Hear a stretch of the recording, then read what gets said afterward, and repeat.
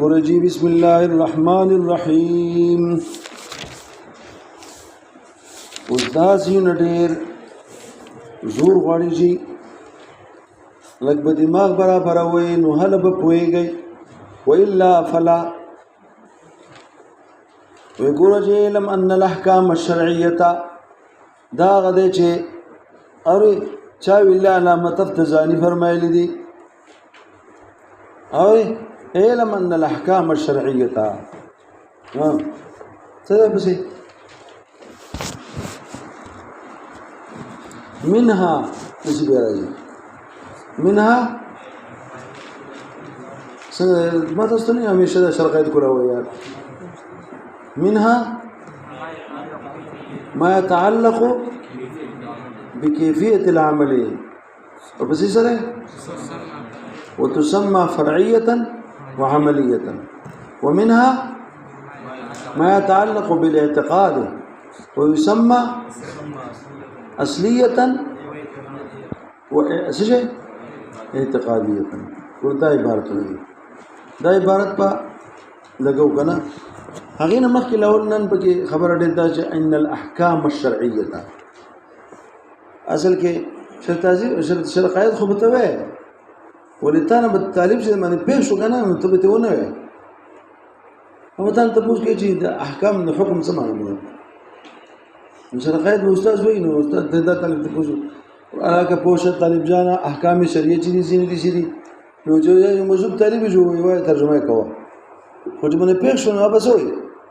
چې د احکام شریعه چې ته وای کنه لو ما د حکم معنا وکړ چې استاد جی دی وی دبم خیالي ولا شرقایت ولا وکنه چا دا ډېر رستو سړی دی چا رستو دی شرقایت کوم زمانه کې شه دی او دا سو الله مخیالي په کوم دور کې دی خدای شرقایت سره روان نو د زمانه تر ورسه نو دا نو طالب ته پوښتنه کوي چې حکم څه معنی ده نو دا طالب ته ویل الحكم معاني ثلاثه حکم د بار سو معنی دي درې ایو کوم یو دی اولنې نسبة أمر إلى آخر يعني إلى أمر آخر هو شبه إيجابا أو سلبا ده حكم ده معنى نسبة أمر لكن ما تقول إيه زيد قائم كي حكم سده نسبة ده يوم أمر ده كم يوم أو بلا أمر تسوق ده شيء زيدون ده إيجابا لك زيد قائم او سلبن نجزسه ردي نسبتهم ويكنا وما تشتهى الشيء ويلو فكده نسبتها غير نو نسبت چا عبارت ده حکم ده چا عبارت ده واذا محكوم به اذعان قضيا اذا محكوم به اذعان قضيا ذا نسبة انتساب ادراك بروي ها وجي دا پکې نسبت پکې وکړو یو دا شو دویم دا ادراک وقوع النسبت اولا وقوعها ادراک د چا ادراک د چکم دینو دو ای د دې په دې ټکی په مطلب ځان پوګي اسی الفاظ مخلوقي اړوي اسی الفاظ مخلوقي ما اړوي وایي په ولګي زده کوي کنه هوښه لګي زده کوي سره ته ما خبر ځان پوګي وی د حکم یو بل معنا دادا او دا معنا ملته مونږ ویلو په شعر کې ز محکوم به زعان قضیا ز نسبت انتساب ادراک بروي دا قدا کنه دا وقوع ټکه نه ده دا بم تاسو ته په متول کې په کتابونو کې راشي دا وقوع نسبت تام خبرې دې ته وقوع وي ستوي كم ده يبقى زيد قائم زيد ولا ده وقوع النسبة ده وقوع ده نسبة ده وقوع څنګه ده چې ته په پښتو کې دا غي ترجمه په دې سره وکړي وقوع شو کنه وقوع ستوي واقع کېدو ته نه وي په پښتو کې مونږ دی وایم دا دی واقع کېدو شو کنه زيد ولا ده چې وي دا قيام وقوع تنورات روايه کنه یا او زيد ليس بقائم بیا وقوع شو بالله وقوع نو دی وقوع لا وقوع نسبي وس حكم نه ما چاته ما او وقوع او لا وقوع خو ستیر شو نسبتو دغه نسبت تام خبرې وقوع او وقوع دی کنه په دې چې کوم لپاسه علم چې متعلق ته هغه ته حکم وایم دا اول نه دویم بدل کا ادراکو ویا بدل دا وقوع او لا وقوع مخکې نسبتو کنه او وز دا علم على ذلك او په دې چې کوم علم دا هغه ته حکم وایي ها څو معنی شوي نو ګور دا منطقي معنی دي کې د نور وانه غستې از شپږ معنی الته منطق کې راتلې کنه نو په دې کې څو غستې دوه دلته دا غستې بیا دریم اصول فقه ولا معنا ده خطاب الله تعالى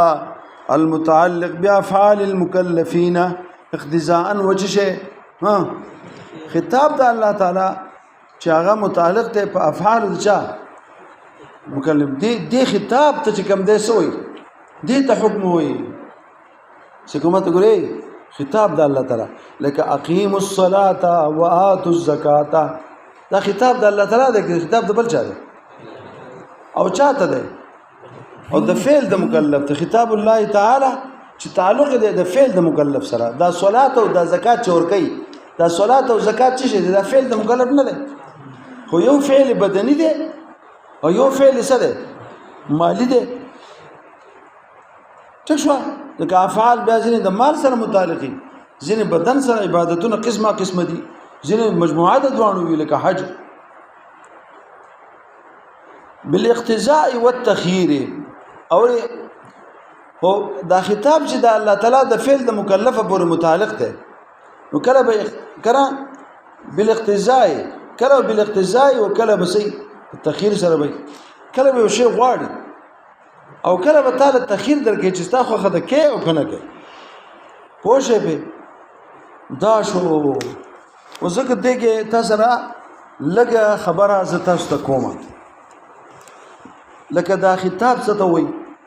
زبر تاسو ته وایي مجید دا خطاب چی شي ته وایي خطاب نسبت الله ته وکړو بیا فعل د مکلف ټکه پکې راغی اقتضاء ټکه پکې راغی تخيير پکې راغی چې دا یو شم زره پیژنې دومره جاهلم کنه چې ما نه بل جاهل دنیا کې نه لیدل زه زده کړل راغله ماته یو شی جدا جدا خای نو ځان پوکا ځکه دې کې تاسو زه پوښې په اورې کنه اورې دا تعریف ما تاسو دا چا دی دا د اصول فقه د اشاعره او خطاب په لغت کې توجيه الكلام نحو الغير خطاب څه ته وي په منبر کې نم او خطاب کو نو خطاب څه ته وي توجيه الكلام وزن سره لګي په ګډ کې خبرې کې ذکر کې دي ته خطاب وي ها ځان په ګډ کې نه ذکر کې دي ته خطاب وي مړه راکوه کنه یار خطاب چاته بس خلق د تنازع یو دی وي توجيه د کلام د څه شي ها نحو الغير خبي اضافت چې الله ته کو خطاب الله په دې سره خطاب هو زما استاد نو ګورا هغه ته حکم نه وي ښا چې ما او تعالی لګیو او لګیو خطاب کو نو دې ته حکم وي کم حکم تبع خطاب کم خطاب تبع حکم وي چې فاعل سوقي الله تعالی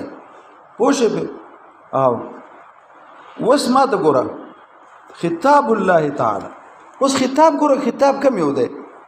دا راته وایا او د دین مراد اوس د خطاب نه مولا تاسو ته پته را د الله تعالی کلام شو کنه د الله تعالی کلام شو یو کلام نفسي دی یو کلام څه دی دوستانه بیا دا تاسو کومه پوښې به چې دلته پوښ د کلام لفظي ته ګوره حکم نه وي مراد د خطاب نه کم خطاب دی چې کم کلام نفسي دی کنه کم کلام څه دی او دا کلامي پوښه به هند دال پکې ده دا چې اقیم الصلاه خدای په قران مجید کې ویل دی دا اقیم الصلاه چې موږ تلفظ وکاو دا دال پاغه منه ده دال حکم ده عین حکم ده عین حکم کله ده وای طالب جانا پوښه کنه شي په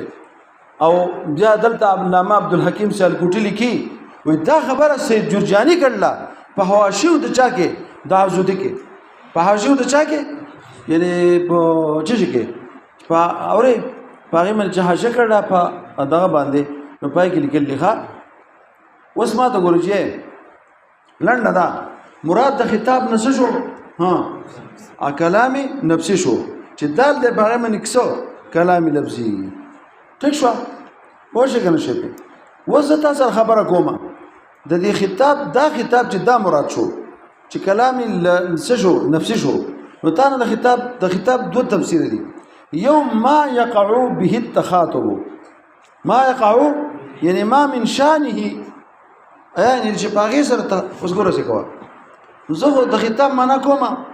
ما يقع به التخاطب او په کلام نفسي سره تخاطب شته یاره وایه کنه یار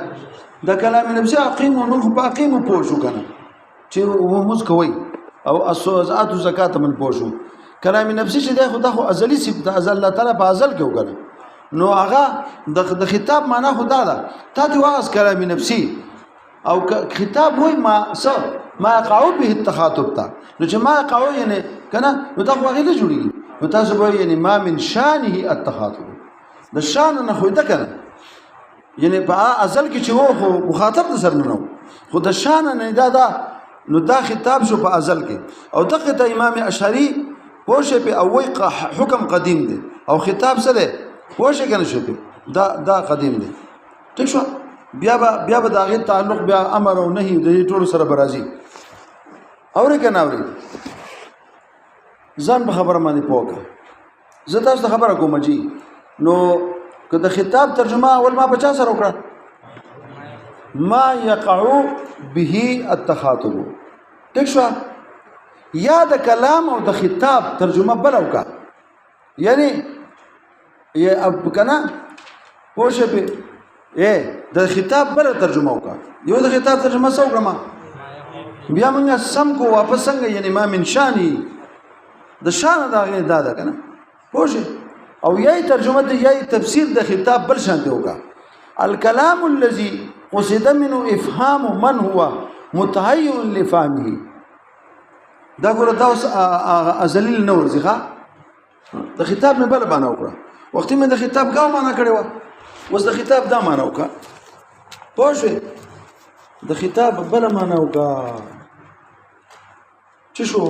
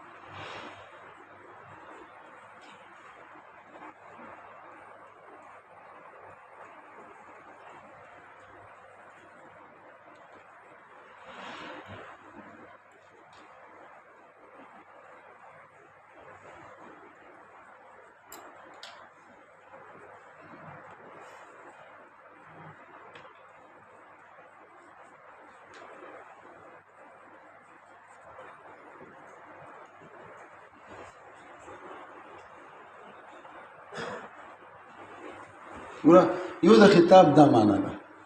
الكلام الذي ورا هغه یو چې کوم ده کنه دا چاله ورزي لکه دا د شي کار پرې خلې ورخه مخکې نه خبرو ما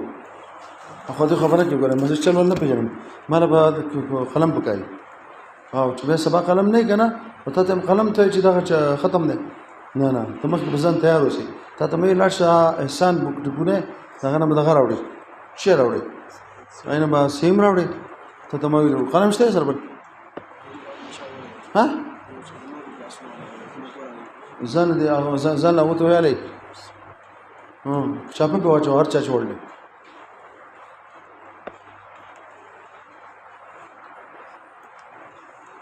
نو خطاب چاته دا خطاب نه دی دا نفسي لنورزي دا کوم لورزي یاره لفظي دا قیم چې کوم متلفظ ده لکه ته یې سره ها کلام چې مقصود باغې سره افهام دا هغه شی چې څوک تیاری فهم ده نو دا مخاطب غواړي نه افهام دا هغه چې څوک د فهم ته تیاری وجدای نو دا کوي نو دا غزلی لورزي کوم لا یزال لورزي فيما لا يزال دا رستو چې ده چې قرآن مجید نازل شوی بیس دا دی لورزي ښه پوهېږي په کنه شو اوري کنه او دغه ته چې کوم ده هغه مخې ته امام اشعری رحمت الله د خطاب دغه تفسیر چې مخې کړو ما قاو به تخاطب او بیا نه ورته نو بیا ما من شانه ان يقع به التخاطب دا معنا کړو کنه او ما مچا په قول کړل امام اشعری او په دې دویم باندې د ابن قطان د دلخه پوښ کنه او هغه وی حکم او خطاب دونه حدیث دي چې دا معنا کوي به حدیث نه دي دا څنګه کنه دا قرآن مجید دا خو حدیث دی ما ته ګوره په کاغذ لیکل شوی دی مخکې نو وش چاپ شو دا قرآن مجید وش چاپ شوی دی او زما په دې خله وس راغې ما وی او چې ما وی چې ما نه ویل جو نو او چې ما وی جو راغې او چې ما وی جو بیا ختمون شو نو دا حدیث نه دی نو دا کلام لفظي شو چې دال شو په کلام لفظي دی نو او دغه مذهب لنډه ده د امام اشعری او د ابن قطان جنگ دی بدیږي چې دا حکم چې خطاب دی نو دا حکم او خطاب دا دوانه دا که مراد کلام نفسي دی کو کلام لفظي دی نو اشعری د څه واغس کلام نفسي او ابن قطان د څه واغس کلام لفظي هغه چې کلام نفسي واغس کنه کلام نفسي امام اشعری رحمت الله علیه نو حکم او خطاب څه شو قدیم شو وایي به او دلته څه شو دا دوانه چې دا منه د حادث شو پوه شئ کنه شی به اورې کنه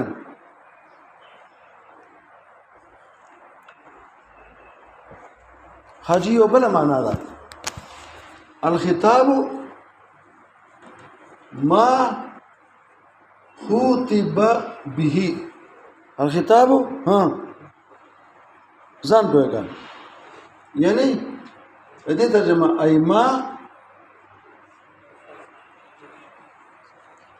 ما ثبت بالخطاب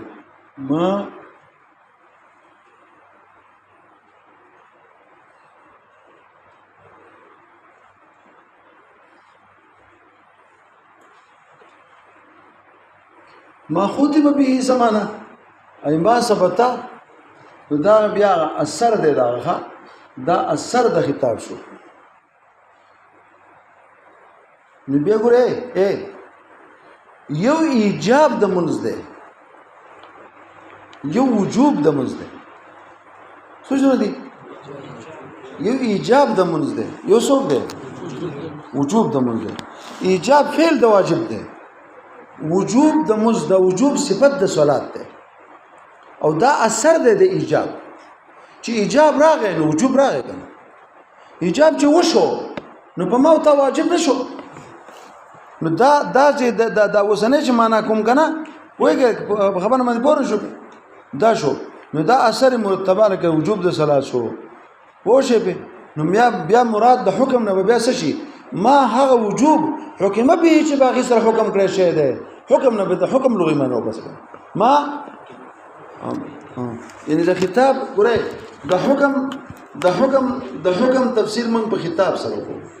او د خطاب تفسیر په ماخوطبه سره وکړو اما خطبه ما ثبت بالخطاب او ما ثبت بالخطاب نه مگر اثر ده اثر نه مگر دا وجوب ده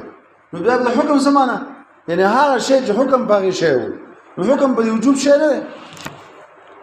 پوه شئ کنه شی به ځان په خبره باندې پوکا داخله دا ما تاسو ته تفصیل کو په لفظ د چا کې د خطابون کې لفظ د چا کې دینه پس تعویل المتعلق سو بافعال المكلفين چې متعلق دی په افعال د چا پورې پوه شئ پرې اورې کنه اورې په خبره ځان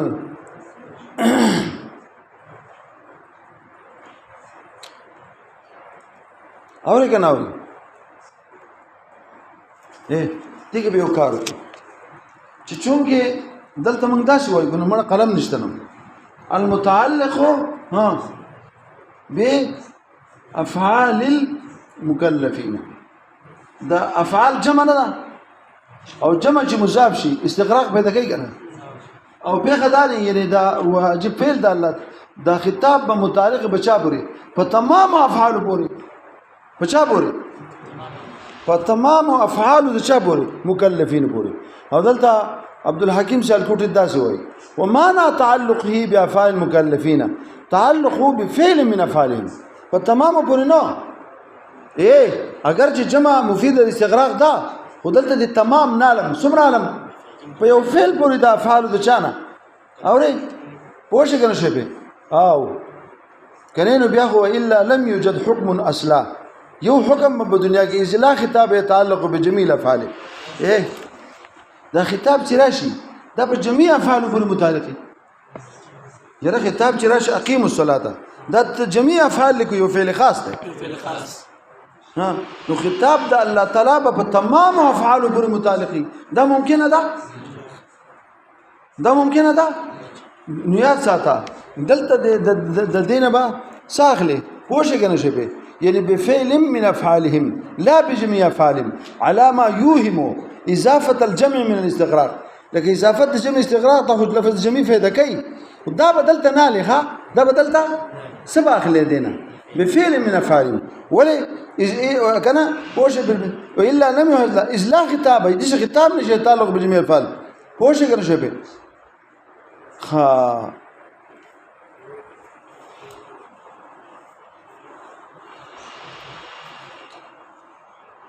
اوس ما ته ګورې تاوی خطاب د الله تعالی دی متعلق دی کنه نو دا خطاب صفت د الله تعالی دی سره صفت د الله تعالی دی او صفت چې کوم دی عموم باندې کې راځي په اعتبار د چا سره دغه ماته ګوره یعنی دا خطاب د الله تعالی کلام د الله تعالی د پاره دا یو صفت واحده ده پوښښ کنه شي په مگر دې ته چې موږ یعنی دا صفت واحده ده سره کلام صفت واحده ده کلام صفت موږ دا تعریف کو په خطابون سره نو دا خو صفت واحده ده خو چې صفت واحده شو خو چونکه موږ پکې المتعلق ویل کنه سویل نه موږ لیکن دا خطاب نه ده مگر په تعلق د سره او دا متعدد شو په حسب د متعلقات سره فلا يكون خطاب واحد متعلق بالجميع ما تقول دا صفت واحده ده او دا کنه د دې د جميع سره د تعلق د جميع سره ده اے صفات ورزان بوي صفت یو ده خو تعلق د چا سره صفت یو ده ځکه دا صفت یو ده دا کلی ده کنه دې لاندې څومره جزئیات دي دا کلام او دا خطاب یو ده کډیل اقیموم دی اتوم دی او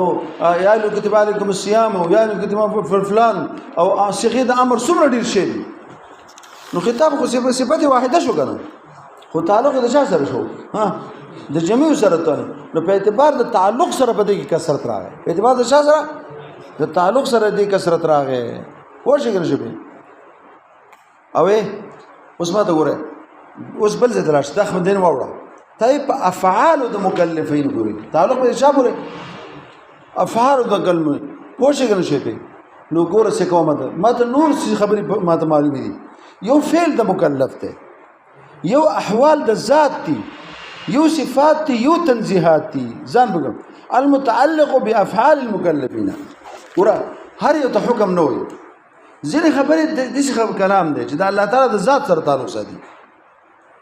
اما ته ګور الله تعالی سمیع دی بصیر دی کنه الله تعالی حی دی حی دې تعلق د غیر سره شته نو صرف ځینې تنزیهات دي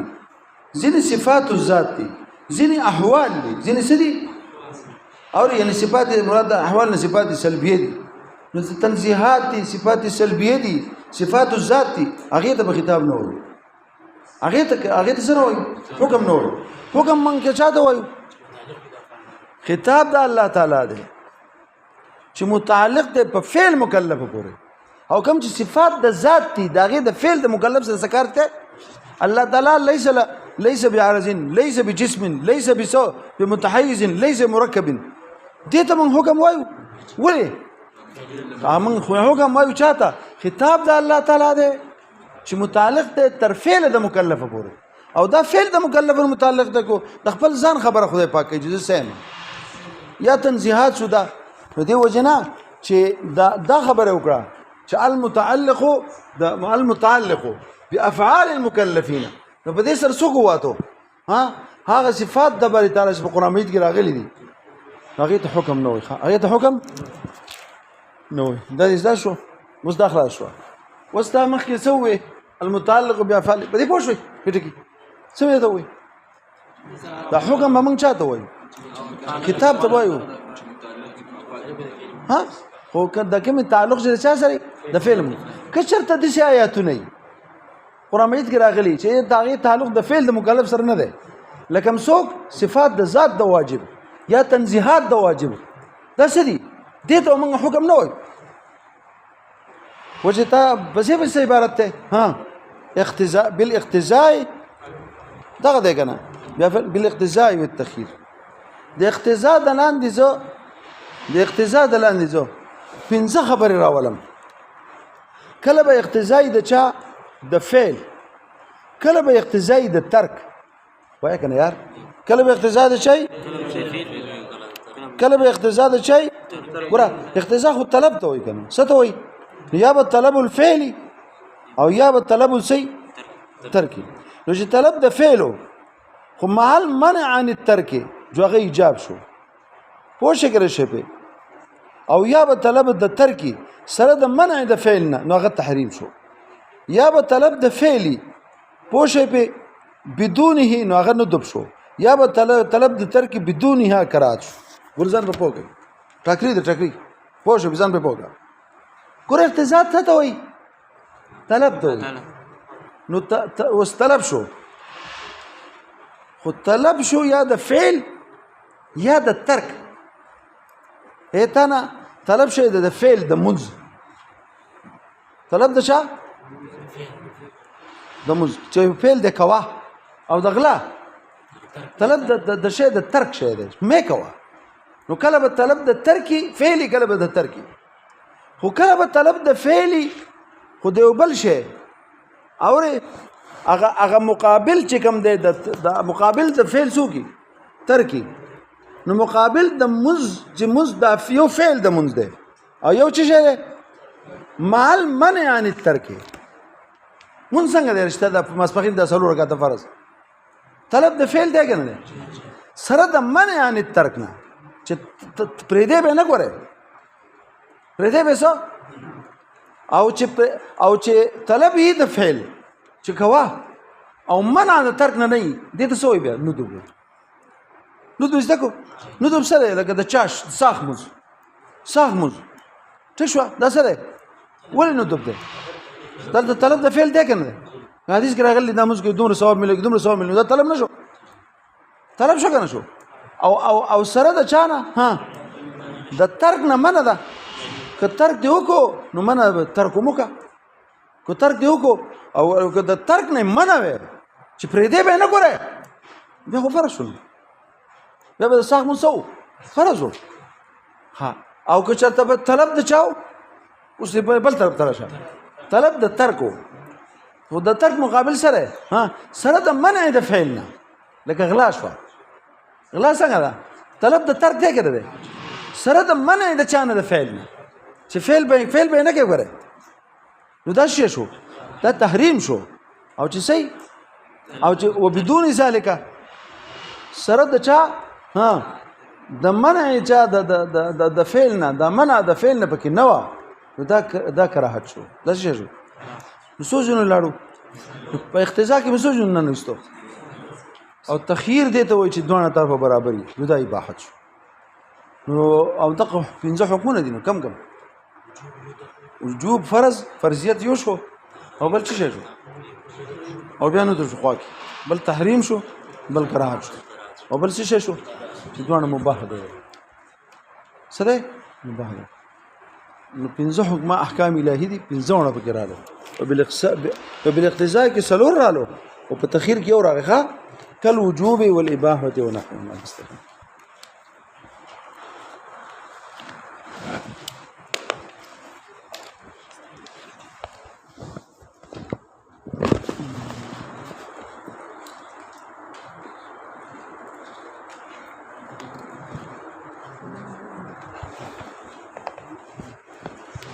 دا ګاډي له دا سامان وباسي د بجلی دا سامان څومره دی دا ګاډي ته واچو او چې څنګه سبق خلاص شو نو ما سره به دوه تکړه طالبان برا پسې شي ما سره او دې بازار کې ته وځو هلته سړي سره موږ جنگ کوو خلو به وال به کو تکړه کسان نشي چې وال کول شي اګه مې ودی یو ته اول یو دی دا دوه نوې موږ وال کول شي خو حال به نه کوي چې ضرورت پیښ شي لګوي نه چې لاړه مو تاسو وایو بس بسم الله کوي